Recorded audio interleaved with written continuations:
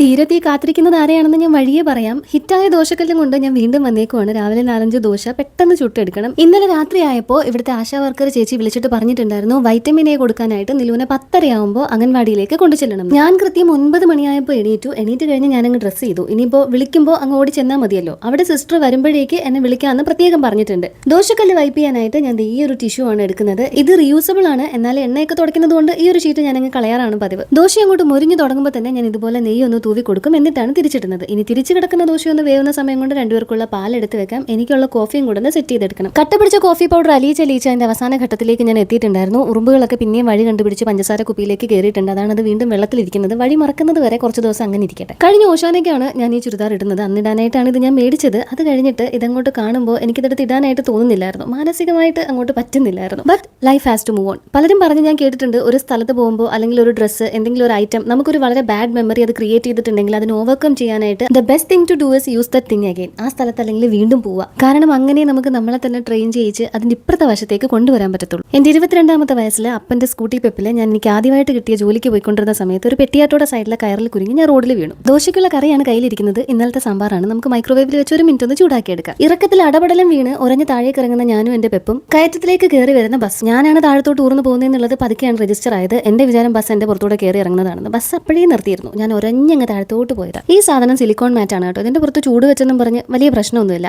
ഈ അടുക്കളയുടെ ഏതെങ്കിലും ഒരു ഭാഗത്ത് അല്പം കളർ കുറഞ്ഞു പോയെന്ന് തോന്നിയാൽ അവിടെ കുറച്ച് കളർ വരുത്താനായിട്ട് ഞാൻ ഇതുപോലെ പല പരിപാടികളും ചെയ്തിട്ടുണ്ട്. അമ്മ ബ്രേക്ക്ഫാസ്റ്റ് കഴിച്ചിട്ടാണ് വന്നത്. കുക്കൂന് കൊടുത്തിട്ട് അതേ പ്ലേറ്റിൽ തന്നെ ഞാനും അങ്ങ് ബ്രേക്ക്ഫാസ്റ്റ് കഴിച്ചു. ഞാൻ പറഞ്ഞു വന്നത്, ആ ഒരു ആക്സിഡന്റിന് ശേഷം ഒരു 4-5 മാസം ഞാൻ ബസ്സിൽ പോകാൻ തുടങ്ങി. വണ്ടി എടുക്കാണ്ടായി. ഒരു വണ്ടി സ്വന്തമായിട്ട് എടുക്കാനുള്ള കാശ് എന്റെ കയ്യിൽ വന്നപ്പോൾ ഞാൻ എടുത്തത് ഒരു സ്കൂട്ടി പെപ്പാണ്. അതാണ് ഈ വണ്ടി. അത് അന്നൊരു വാശിയായിരുന്നു. പക്ഷേ ഇപ്പോൾ പെപ്പ് അല്ലാണ്ട് വേറൊരു വണ്ടി ഞാൻ ഓടിക്കത്തില്ല. വേറെ ആരുടെയും 2 വീലർ ഞാൻ അങ്ങനെ എടുക്കാറില്ല. സ്കൂട്ടി പെപ്പ് ആണെങ്കിൽ ഞാൻ ഓടിക്കും. അംഗൻവാടിയിൽ നിന്ന് വരുമ്പോൾ തൊട്ട് പുറകെ ഒരു ചീനി വണ്ടി ഉണ്ടായിരുന്നു. വീട്ടിൽ വന്നപ്പോൾ കാണുന്നില്ല. പിന്നെ ഞാൻ ചേസ് ചെയ്ത് കണ്ടുപിടിച്ചു. വീട്ടിലെത്തിയപ്പോൾ ഗ്യാസിന്റെ പുറത്ത് മീൻകറിയുടെ അരപ്പ് ഇങ്ങനെ തിളച്ച് മറിയുന്നു. അതിലേക്ക് ആവശ്യത്തിനുള്ള ഉപ്പും പച്ചമുളകും പച്ചമാങ്ങ ഇട്ട് കൊടുത്തിട്ട് ഒരു കഷ്ണം മാങ്ങ, കുറച്ച് പരലുപ്പും മുളക് പൊടിയൊക്കെ വെച്ച് ഞാനും കഴിച്ചു. ഈ വീട്ടിലെ പാത്രങ്ങൾക്കൊക്കെ ക്ഷാമം ഉള്ളതുപോലെയാണ് അമ്മ മീൻ കണ്ടിച്ച് വെച്ചേക്കുന്നത്. കുഞ്ഞു കുഞ്ഞു ഡബ്ബകളിലായിട്ട് നെത്തോലിയൊക്കെ വാരി മീൻകറിയിൽ ഇട്ട് കൊടുത്തിട്ട് ഈ 4-5 ചാള കപ്പയ്ക്കകത്ത് ഇടാനാണ്. വറുക്കാനായിട്ട് 3 കഷ്ണം ചൂര മീൻ ഉരുപ്പുണ്ടായിരുന്നു. വെളിച്ചെണ്ണ ഒഴിച്ച് കറിവേപ്പിലേക്ക് നിരത്തി അതിലേക്ക് മീനും പറക്കിയിട്ടു. അങ്ങനെ കയ്യിൽ കിട്ടിയ മീനെയൊക്കെ ഓരോ ചട്ടിയിലാക്കിയ ക്ഷീണത്തിൽ ഞാൻ പോയി ഒന്ന് കുളിച്ചിട്ട് വന്നിട്ട് ഒരു ലോഡ് കപ്പയും സൈഡിൽ ഒരു ഇത്തിരി ചോറും ഗ്ലഞ്ചം കുഴച്ച് കഴിക്കാനായിട്ട് ഒരു പറ കറിയും വറുത്ത മീൻ്റെ ഒരു പീസും ഇത്തിരി കണ്ണിമാങ്ങ അച്ചാറും കൂടി ഇന്നേക്ക് ഒരു പൊടി കഴിച്ചു കഴിഞ്ഞ് വെറുതെ കാറ്റും കൊണ്ട് നിന്നപ്പോൾ അപ്പുറത്ത് വീട്ടിൽ പണി നടക്കുന്നു. ഇന്റർലോക്ക് ഒക്കെ ഒന്ന് പൊക്കിയെടുക്കുവാണ്. മഴ വരുമ്പോൾ ഒത്തിരി വെള്ളം വീടിന്റെ മുറ്റത്ത് വരുന്നതുകൊണ്ട് അമ്മയുടെ ചേച്ചിയുടെ ഭർത്താവ് വല്യപ്പയാണ് പണിയുന്നത്. കൂടെ അവന്മാരും ഉണ്ട്. വൈകുന്നേരം ഇവിടെ പണിക്കാർക്കൊക്കെ ചായയും കടിയുണ്ടെന്ന് കേട്ടപ്പോൾ കുക്കുസാറ് ഇറങ്ങി ഒരു മൺവട്ടിയും കൊണ്ട്. ഞാൻ പിന്നെ അവിടെ നിന്ന് മേൽനോട്ടം വായിച്ചു. സപ്പോർട്ട് ചെയ്യുന്ന എല്ലാവർക്കും ഒരുപാട് താങ്ക്സ് ഉണ്ട്. അടുത്ത വീഡിയോയിൽ ഉടനെ കാണാം.